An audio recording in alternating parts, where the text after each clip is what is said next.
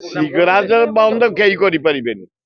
ଏ ମୋଦି କରିପାରିବନି କି ମୋହନ କରିପାରିବନି। ସରକାର ସଚେତନ ଅଛନ୍ତି, କିନ୍ତୁ ଦୁଃଖର ବିଷୟ ଗୋଟେ ଘଟଣା କହିବି। ମୁସଲମାନ ସମ୍ମିଳନୀ ଗୋଟେ କରିବା ପାଇଁ ପ୍ରଥମେ ପ୍ରସ୍ତାବ ଦିଆଗଲା ଜଟଣୀ ବ୍ଲକର ବେଣାପଞ୍ଜିରେ। ସେଠି ସେମାନେ ପ୍ରାୟ 70-80 ଲକ୍ଷ ଟଙ୍କା ଖର୍ଚ୍ଚ କରି ଟେଣ୍ଟ କରିଦେଲେ। ସେଇଠୁ ସରକାର ଜଣେଇଲେ ତମେ ଏଠେଇ କରିପାରିବନି, ଆଉ 5 ଜାଗା ଦିଅ। 5 ଜାଗା ଦେଲେ।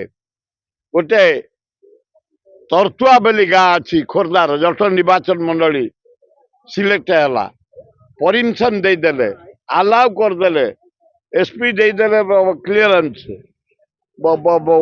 କଲେକ୍ଟର କ୍ଲିୟରେନ୍ସ ଦେଇଦେଲେ, ସବ କଲେକ୍ଟର ଅର୍ଡର ବି ଦେଇଦେଲେ। ସେମାନେ କରିଦେଲେ।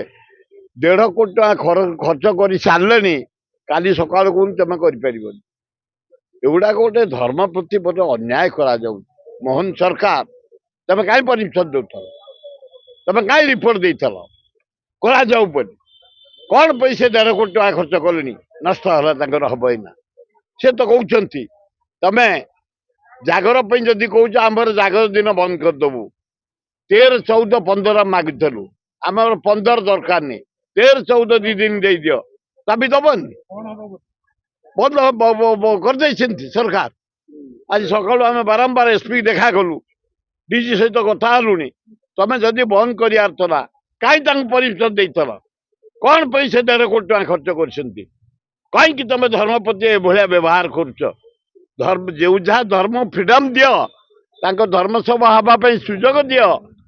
ହିନ୍ଦୁ ହୁଅନ୍ତୁ, ମୁସଲମାନ, ଖ୍ରୀଷ୍ଟିୟ ହୁଅନ୍ତୁ, ବୁଦ୍ଧିଷ୍ଟ ହୁଅନ୍ତୁ, ଶିଖ ହୁଅନ୍ତୁ, ଯୋଉ ଧର୍ମର ଯେତେବେଳେ ଯାହା ହଉଛି କାର୍ଯ୍ୟକ୍ରମ ତାଙ୍କୁ ସହଯୋଗ କର, ପରମିଶନ ଦିଅ।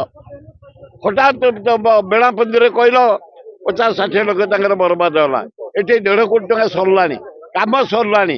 13, 14, 15 ବଡ଼ ଦୁଃଖଦାୟକ ଘଟଣା। ଶିବରାତ୍ରି ପ୍ରୋଗ୍ରାମ ବନ୍ଦ ହେଇଯିବ ଲିଙ୍ଗରାଜ? ସିଂହରାଜ ବନ୍ଦ କେହି କରିପାରିବେନି।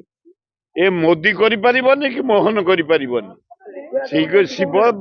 ଲିଙ୍ଗରାଜଙ୍କ ଶିବରାତ୍ରି ହଉଛି, ହବ। 2500 ବର୍ଷ ହେଲା ହଉଛି, ହବ। କେହି ରୋକିପାରିବେନି। ସରକାର ନହେଲେ ବି ମୁଁ 60 ବର୍ଷ ହେଲା ଅଂଶଗ୍ରହଣ କରୁଛି। ରଥ ବି ଚାଲେ ବିନା ପୁଲିସରେ। ଆମେ 2 ଥର ଚଲେଇଛୁ, ସାହାଯ୍ୟ ପୁଲିସର ନେଇନୁ। ରଥ ଏଇ ଜାଗରରେ ଆମେ 3 ଥର ବିନା ପୁଲିସରେ ଜାଗର ଯାତ୍ରା ବି କରିଛୁ। ଜାଗର ଯାତ୍ରା କେହି ବନ୍ଦ କରିପାରିବେନି। ଶିବଙ୍କର ସବୁ ସେବାୟତ ସଜାଗ। ବ୍ରାହ୍ମଣ ନିଯୋଗ, ବଡୁ ନିଯୋଗ, ପୂଜା ପଣ୍ଡା ନିଯୋଗ, ସମର୍ଥା ନିଯୋଗ, କ୍ଷେତ୍ରବାସୀ ବ୍ରାହ୍ମଣ ନିଯୋଗ, ବେହେରା ନିଯୋଗ, ବାରିକ ନିଯୋଗ, ସବୁ ଏକ ହେଇ 15 ତାରିଖ ଦିନ ଜାଗର ଶାନ୍ତି ଶୃଙ୍ଖଳାର ସହିତ ହବ। 5ରେ ପହଣ୍ଡ ଖୋଲିବ, ନୀତି ଚାଲିବ। 10:30 ରାତିରେ ଆମର ମହାଦୀପ ଉଠିବ ଏବଂ ତା ଭିତରେ ବମ୍ବେ ଆର୍ଟିଷ୍ଟ, ବମ୍ବେରୁ 8 ଜଣ ଆସିଛନ୍ତି। ନୀତିଶ ମୁକେଶ ନେତୃତ୍ୱରେ କାର୍ଯ୍ୟକ୍ରମ ଚାଲିବ ଏବଂ ଓଡ଼ିଶା ଆମର ପ୍ରାୟ 40 ଜଣ କଳାକାର ଆସୁଛନ୍ତି।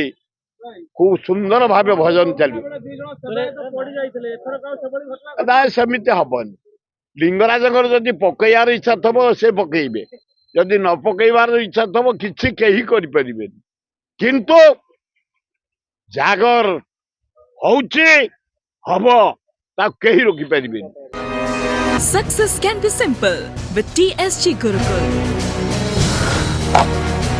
Endless career. Right move for bright future. Aao chale, school chale. TSG Gurukul. Phone 94387 82020.